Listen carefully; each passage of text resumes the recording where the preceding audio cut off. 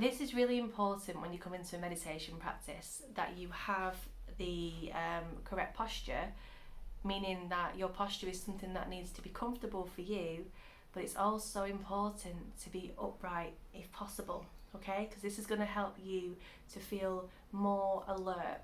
It's going to help you to engage more with the practice.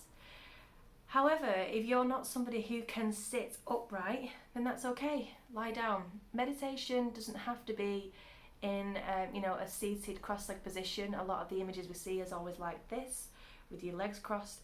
You don't have to do that. If you believe that that was meditation, then that is a huge misconception. So try to think about posture. Finding a posture that feels comfortable for you is really important in getting your meditation practice off to a good start. The next thing to consider is environment. So make sure that your environment is somewhere that feels comfortable, that feels safe, and somewhere that you're not going to be interrupted. It's really important to understand that when you're practicing meditation, if you've got lots of interruptions going on around you, especially if you're a beginner, that can be really, really hard to focus and to concentrate. Also, just to consider the temperature of the room that you're in. You don't want to be too hot or too cold.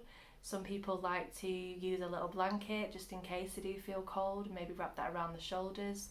But oppositely, if you're too hot, then it's a good idea to wear thin layers so that you can layer up if you need to, if you're too cold, but also layer down if you are too hot.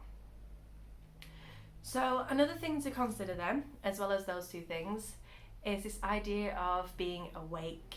Now, a lot of people tell me during meditation practice they often fall asleep.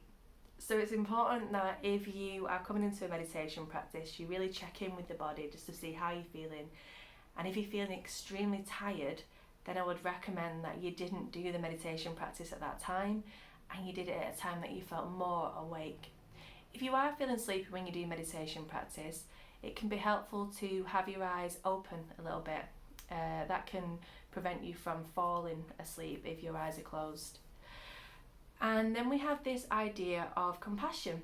So compassion is so important. In fact, it's the heart of meditation practice. It's really about bringing kindness and compassion to your experience, whatever's happening.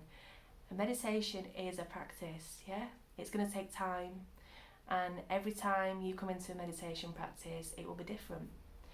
If you're finding that you are resisting what you're experiencing, a lot of people tell me that their mind is busy, they can't switch off, they can't stop thinking about lots of different things, and then that really puts them off, and then they might get quite frustrated. So instead of looking at it in that sense and getting frustrated, this idea of compassion means bringing a sense of compassion to your experience, saying it's okay if my mind is busy. It's absolutely fine. Now, a lot of people tell me that they are trying to clear their mind or trying to switch off during meditation practice, and it's really not about that. In my opinion, meditation is all about switching on. It's about becoming aware, moving away from this autopilot that a lot of us find that we are living in day out. Letting life pass us by without really engaging with our experience. So meditation teaches us to be more present, more aware. And then the last word is embrace. So this is about embracing everything that's happening during that practice. If you're, if your mind feels very, very cluttered, then embrace that. Don't resist it. If you are in a little bit of discomfort, embrace that.